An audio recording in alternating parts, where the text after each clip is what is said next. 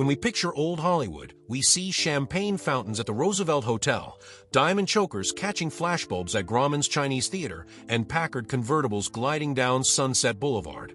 The illusion was intoxicating. Stars draped in mink, living in mansions that looked like French chateaus, their names in lights above Vine Street. But here's what the studio publicity machine didn't advertise. Most of those stars were essentially highly paid employees, locked into contracts that made the moguls rich while keeping the talent on a leash. Yet some broke free. A rare few understood that real wealth in Hollywood wasn't about the size of your paycheck. It was about ownership percentages and having the foresight to invest when everyone else was spending. These were the stars who negotiated profit participation before it became standard, who founded their own studios when the system tried to control them, who quietly bought land that would become some of Los Angeles's most valuable real estate. Behind every glittering smile at a premiere, there was a contract being negotiated, a lawyer drafting incorporation papers, and sometimes, just sometimes, a genuine financial genius who understood that celebrity was capital. The contrast between illusion and reality was stark. A star might look like a millionaire on screen, draped in borrowed jewels and standing in a studio-built palazzo, while barely having enough in the bank to cover next month's mortgage. But the ones we're discussing tonight, they turned the dream factory into an actual fortune factory. They played the game better than the men who invented it. Tonight, we're counting down the 12 richest stars of Hollywood's golden age, from the surprising self-made millionaires who out-earned the studio heads to the moguls who didn't just star in the movies, they owned them. These fortunes weren't built on salary alone. They were built on vision, rebellion, and the radical idea that an actor could be more than just talent for hire. Gene Autry, the singing cowboy who out-earned the moguls.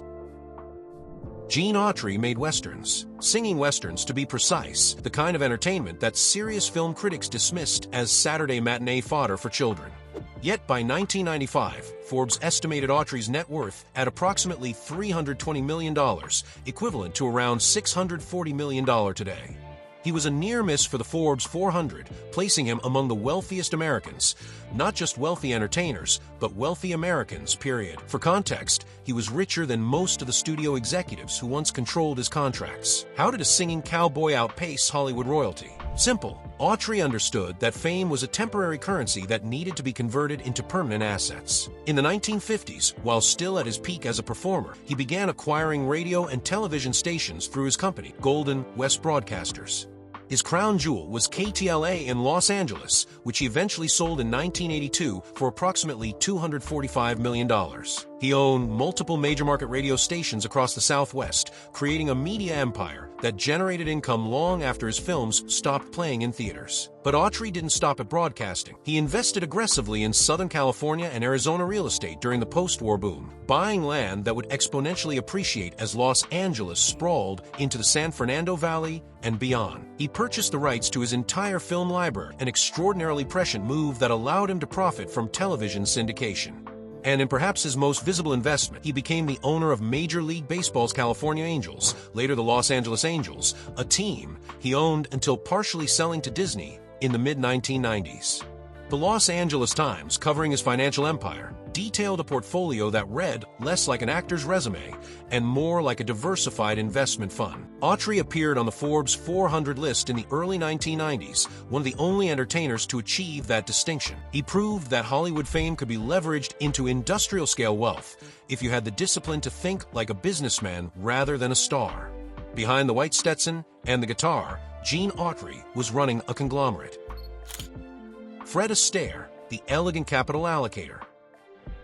Fred Astaire floated across screens with such effortless grace that audiences assumed everything came easily to him, including money. The truth was more interesting. When Astaire died in 1987, his estate was valued at approximately $10 million, equivalent to roughly $27 million today. Not a staggering sum by billionaire standards, but remarkable for a musical star whose prime earning years came during the studio system's iron grip, long before profit participation became standard. Astaire's wealth came from understanding intellectual property before most actors even knew the term. He appeared in 31 major musical films, countless television specials, and recorded extensively. More importantly, He retained or negotiated for royalties on his choreography and performances whenever possible. Each time one of his films aired on television, each time a recording sold, small checks accumulated. Astaire was patient, and patience compounded. He also co-founded the Fred Astaire Dance Studios, a franchise operation that continued to generate revenue long after he stopped dancing professionally. The franchise model was brilliant. His name and image became a renewable resource, teaching amateur dancers across America while producing steady licensing income. Meanwhile, Astaire quietly invested in Beverly Hills and Coldwater Canyon real estate, properties that appreciated dramatically through the post-war decades. Perhaps most tellingly, Astaire was cautious about how his image and performances were used. His widow, Robin Smith, continued this disciplined approach to licensing and reissues after his death, treating the Astaire archive as valuable intellectual property rather than nostalgic memorabilia. The public saw top hat and tails, effortless sophistication. The balance sheet revealed something different, a meticulous approach to rights management, real estate, and the kind of financial discipline that builds quiet, durable fortunes. Astaire danced like an artist, but invested like an accountant. Elizabeth Taylor, the perfume empire. Elizabeth Taylor earned record-breaking salaries throughout her film career, famously becoming the first actress to command $1 million for a single picture with Cleopatra.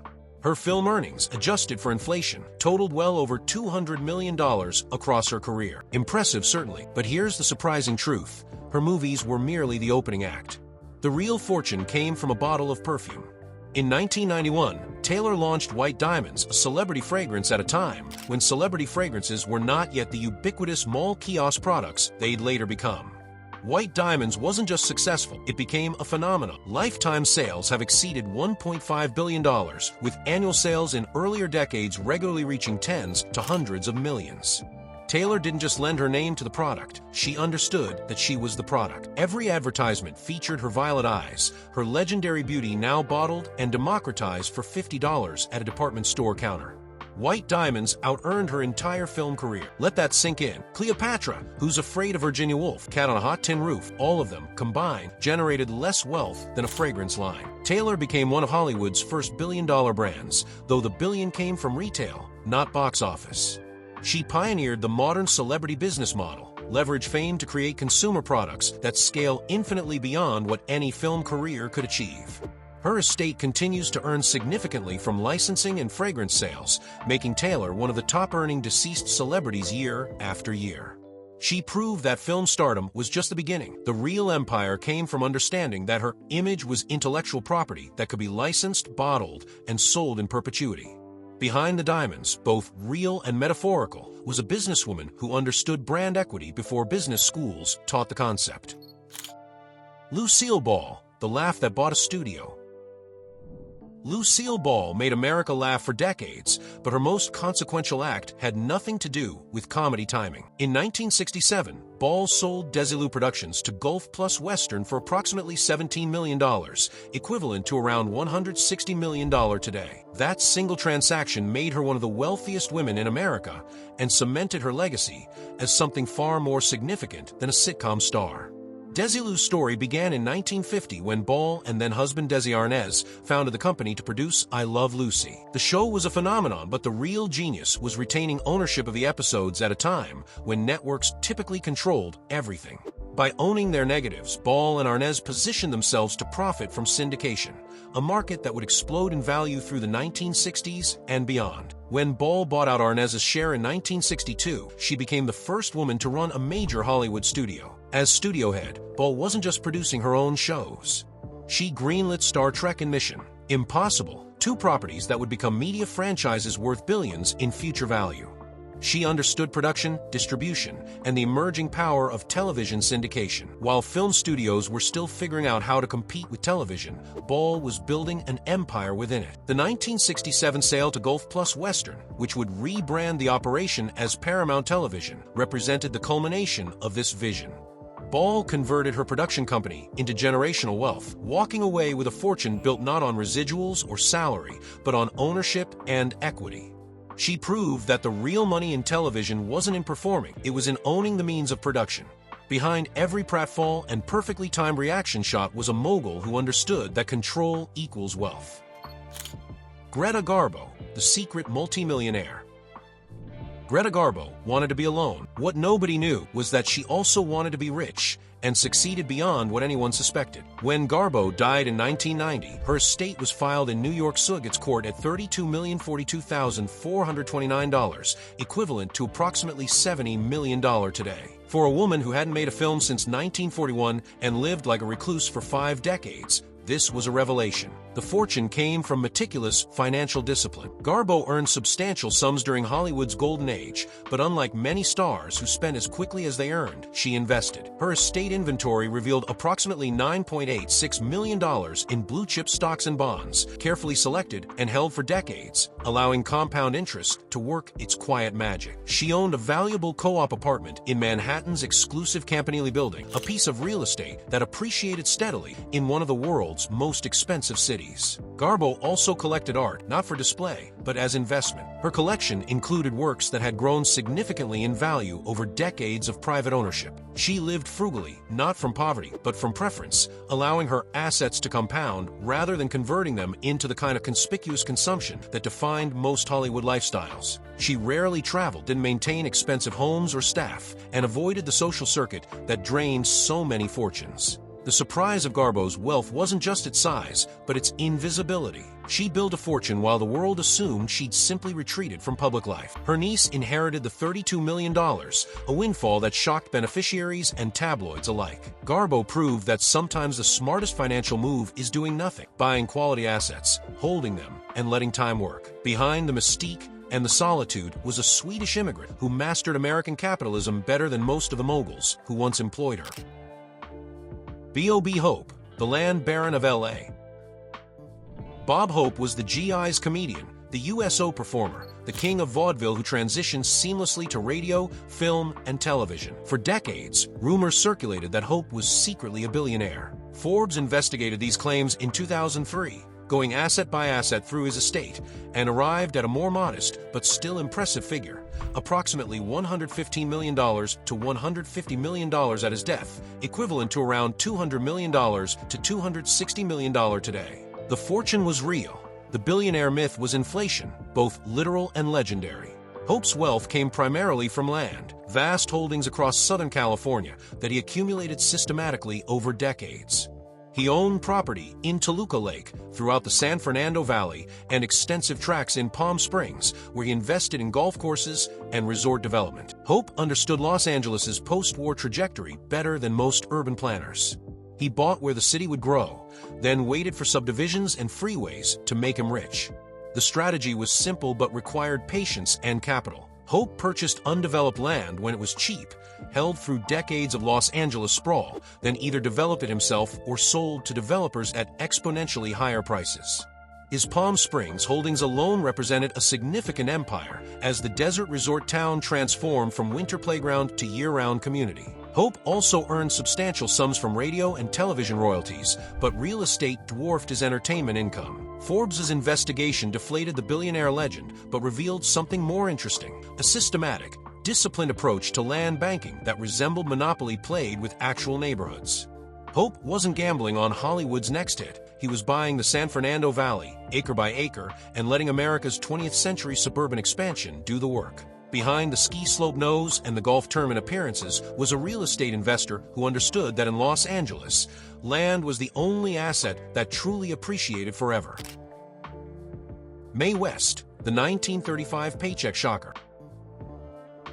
In 1935, Mae West earned $480,000, equivalent to approximately $10 million to $11 million today. According to Time magazine's contemporary reporting, this made her the second highest paid person in America that year, trailing only William Randolph Hearst. Not the second highest paid actress, not the second highest paid entertainer, the second highest paid person in the entire country. For context, she out-earned every industrialist, banker, and corporate executive except one newspaper magnate. The sheer audacity of that salary in Depression-era America is difficult to overstate. West commanded this sum because she was more than an actress. She was a brand that printed money for Paramount. Her films drew enormous audiences, and her persona, carefully crafted and controlled, represented a kind of liberated sexuality that Depression audiences found both shocking and irresistible. She wrote her own scripts, controlled her image, and negotiated from a position of strength because studios knew she was irreplaceable. Contemporary estimates placed her personal net worth in the late 1930s at around $3 million, approximately $60 million in today's dollars. West invested her earnings aggressively in real estate, particularly in New York, where she maintained properties throughout her life. She also bought gold and jewelry, not just for adornment, but as portable wealth and inflation hedges. West understood that her box office power would eventually fade, so she converted peak earnings into assets that would outlast her fame. She treated her sexuality as intellectual property, monetizing it more successfully than perhaps any woman in American entertainment history. The most remarkable aspect of West's wealth was its timing. She became the highest-paid woman in America at a moment when most Americans were struggling through the Depression's worst years. While banks failed and breadlines formed, Mae West was negotiating $500,000 contracts and investing in Manhattan real estate. She proved that even in Hollywood's studio-controlled era, a star with sufficient leverage and self-awareness could command unprecedented compensation. Behind the double entendres and the come-up-and-see-me-sometime persona was a ruthless negotiator who understood her market value to the dollar. Gloria Swanson, silent era pay plus UA level control. Gloria Swanson earned approximately $7,000 per week at her Paramount peak in 1925, roughly $120,000 per week in today's dollars, or over $6 million annually if working year-round. These were staggering sums for the silent era, making Swanson one of the world's highest-paid women. But Swanson wanted more than salary, she wanted control. On June 25, 1925, she turned down a seven-figure Paramount contract renewal to join United Artists, where she could produce her own films and keep a far larger percentage of the profits. This decision illustrated both the promise and peril of independence. At United Artists, Swanson had creative control and profit participation, but she also bore the financial risk. She produced lavish films, sometimes personally guaranteeing production loans. When these films succeeded, she made fortunes. When they failed, and some failed spectacularly, she absorbed crushing losses. Her experience demonstrated that ownership was a double-edged sword. The upside was unlimited, but so was the downside. Swanson's career became a case study in the volatility of early Hollywood wealth. She lived extravagantly, befitting her status as one of cinema's first great divas. Multiple marriages, elaborate homes, and expensive tastes consumed vast amounts of her income. Unlike Garbo or Astaire, who carefully preserved capital, Swanson spent with the assumption that her income would continue indefinitely. When sound arrived and her career shifted, the financial consequences were severe. Yet Swanson remained a crucial figure in the history of Hollywood wealth because she pioneered the model of actress as producer. She understood earlier than most that real wealth came from ownership and profit participation, not weekly salaries. That this strategy didn't ultimately make her Hollywood's richest star doesn't diminish its importance. She mapped the territory that others, like Lucille Ball, would later navigate more successfully. Behind the glamour and the excess was a genuine attempt to break the studio system's control over talent. Swanson showed that independence was possible. Others would later show that it could also be profitable. John Wayne. From star pay to producer power. By the late 1960s, John Wayne commanded approximately $1 million per picture plus a percentage of gross profits, extraordinary compensation that made him one of Hollywood's highest-paid stars. Yet when Wayne died in 1979, his estate was publicly reported at around $7 million, equivalent to approximately $25 million today. This apparent discrepancy between peak salary and estate value tells an important story about the difference between earning and accumulating. Wayne's wealth strategy centered on production control. He founded Bad Jack Productions in 1952, producing many of his later films and retaining more significant profit participation than a pure acting contract would allow. This gave Wayne not just salary, but back-end percentages, ownership stakes, and creative control. The model worked brilliantly for successful films, but also exposed him to significant risk. When Wayne self-financed The Alamo in 1960, he mortgaged personal assets and took on substantial debt. The film's commercial disappointment created real financial pressure. Beyond film, Wayne invested in a cattle ranch and vast Arizona property holdings, classic inflation hedges that preserved wealth across decades. His estate also benefited from posthumous monetization, auctions of personal items, licensing of his image, and continued royalties from his extensive filmography. The Duke's brand remained valuable long after his death, generating income for his heirs through careful estate management. Wayne's financial story illustrates an important point. Salary headlines don't always translate directly into dynastic wealth. High earnings mean nothing if you're also taking high risks or maintaining expensive lifestyles. Wayne lived well, invested in his own productions, and left a comfortable but not spectacular fortune.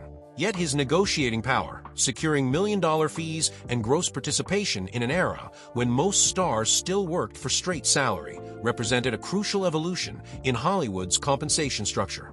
Behind the cowboy persona and conservative politics was a businessman who understood that stars should share in the profits they generated. Cary Grant, the percentage deals. Cary Grant pioneered the art of profit participation, negotiating deals that made him far wealthier than his base salary suggested. For North by Northwest in 1959, Grant received approximately $450,000 up front, plus a percentage of gross profits. When Hitchcock's shooting schedule ran over, contractual penalties paid Grant an additional $315,000 for his extended time. Grant had effectively monetized both the film's success and the production's inefficiency, a masterclass in contract negotiation. This approach, repeated across Grant's career, transformed good salaries into great wealth. By the 1960s, financial analysts estimated Grant's net worth at approximately $60 million, equivalent to roughly $600 million today. He was among the first major stars to systematically demand and receive profit participation, understanding that a percentage of a hit film could dwarf any fixed salary, regardless of how impressive that salary appeared. But Grant's wealth wasn't built solely on film. After retiring from acting in 1966, he transitioned into corporate leadership, joining the board of Faberge as a director and creative consultant. He also served on other corporate boards, leveraging his fame and business acumen into substantial directors' fees and stock options. Grant treated his image as a consultable asset, effectively renting his prestige and taste to luxury brands that valued his association. Grant also invested prudently in real estate, accumulating properties in Los Angeles that appreciated through the post-war boom. His approach to wealth was methodical: negotiate maximum compensation for acting work, invest conservatively in appreciating assets, then transition from performing to corporate consulting as age reduced his box office appeal. He understood that a film career had a natural arc, but wealth could continue growing long after the last frame was shot. Behind the impeccable suits and transatlantic accent was a Bristol-born businessman who mastered both Hollywood's compensation structures and post-career monetization better than almost any of his contemporaries. Clark Gable, the King's weekly retainer. Clark Gable was the king of Hollywood, and MGM paid him accordingly, approximately $7,500 per week during his prime years, guaranteed for 40 weeks annually. In today's dollars, that's roughly $160,000 per week, or $6.4 million annually, and this was during the 1930s and 1940s, when such sums represented genuine, extraordinary wealth. Contract renewals projected multi-million-dollar totals over several years, making Gable among the studio system's highest-paid stars. The structure of Gable's wealth reveals the studio era's fundamental economics. He didn't own his films. He didn't receive profit participation. He wasn't building a production company or negotiating back-end deals. Gable was the ultimate high-paid employee, spectacularly compensated within the system, but not challenging its fundamental structure. MGM paid him handsomely because he was irreplaceable box office gold, but they retained all ownership and control. Gable invested his earnings in real estate, most notably a 400-acre ranch that served as both home and asset. He owned multiple properties and lived well, befitting his status as Hollywood royalty.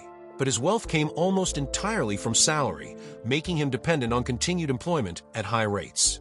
When his box office appeal eventually softened with age, his income declined proportionally.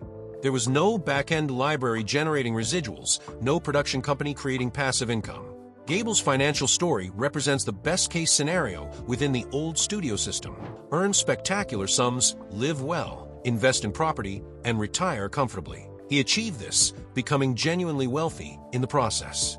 But comparing Gable's wealth to stars who owned their work, Chaplin, Pickford, Ball, reveals the limitation of even the highest salary. Gable was the king, but MGM owned the kingdom. Behind the crown was a contract, and while that contract made Gable rich, it made the studio richer. He represented the peak of what a star could earn without ownership, which is precisely why the stars who came after him fought so hard for equity. Douglas Fairbanks, swashbuckler as co-founder. Douglas Fairbanks didn't just star in adventure films, he staged the greatest business adventure of early Hollywood. In 1919, Fairbanks, Charlie Chaplin, Mary Pickford, and D.W. Griffith founded United Artists, a distribution company designed to give major stars control over their films and profits. This was revolutionary. At a time when studios owned everything, negatives, distribution rights, profits, United Artists let talent retain ownership and reap the financial rewards directly. For Fairbanks, this meant wealth far exceeding what any studio salary could provide. He earned enormous sums from his 1920s blockbusters, but more importantly, he kept a significant percentage of the profits and received dividends from United Artists' distribution business. His marriage to Mary Pickford created Hollywood's first power couple, and their estate, Pickford, became a symbol of movie star wealth.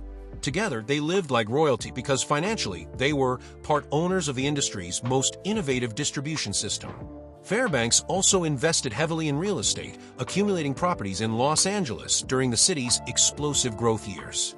His fortune fluctuated with the transition to sound. His swashbuckling style proved less adaptable than Chaplin's pantomime or Pickford's star power, but he remained wealthy throughout his life. His significance lies less in his peak net worth than in his role as architect of the ownership model. United Artists represented the first successful rebellion against studio control. It proved that major stars could distribute their own films, retain their rights, and build wealth through equity rather than salary. The model would later inspire everyone from Lucille Ball's Desilu to modern production companies founded by A-list stars. Fairbanks swashbuckled on screen, but his most daring act was corporate, convincing the industry's biggest stars that they didn't need studios to own them. Behind the athletic stunts and the million-dollar smile was a mogul who understood that the real treasure wasn't the paycheck, it was ownership of the ship itself. These 12 stars mastered something that most of Hollywood never understood. Fame is temporary, but ownership is forever. The studio system was designed to keep talent grateful, well-paid, but ultimately dependent, earning spectacular sums while the studios retained all rights, all control, all future revenue. For most actors, even beloved ones, this meant wealth that evaporated once the cameras stopped rolling. But the stars we've discussed tonight refused to play by those rules. Chaplin and Pickford founded their own studio. Ball bought hers outright. Grant and Wayne negotiated participation deals that made them partners rather than employees. Elizabeth Taylor converted celebrity into consumer products that outlasted any film.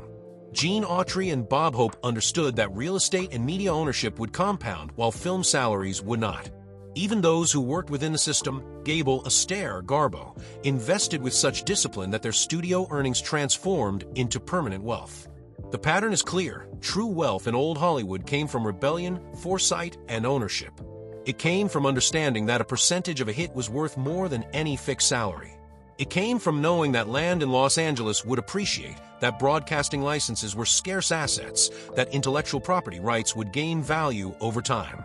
These stars thought like investors, while their peers thought like employees. And perhaps most remarkably, several of them, Pickford, Ball, Taylor, proved that women could build these empires as successfully as men, despite facing systemic barriers that made their achievements even more extraordinary. They negotiated harder, demanded more, and built legacies that transcended their film careers. The lesson from Hollywood's golden age isn't that stars were paid well, many were. The lesson is that the richest stars were those who understood that salary was just the beginning. The real fortune came from owning your work, negotiating percentages, investing in assets that appreciated, and treating celebrity as capital rather than compensation. They sold dreams on screen, but off-screen, they built dynasties that would outlast the dreams themselves.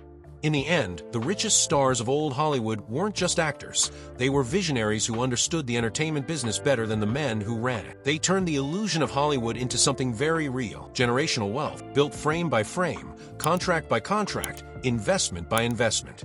They proved that in Hollywood, the greatest role you could play wasn't on screen, it was owner.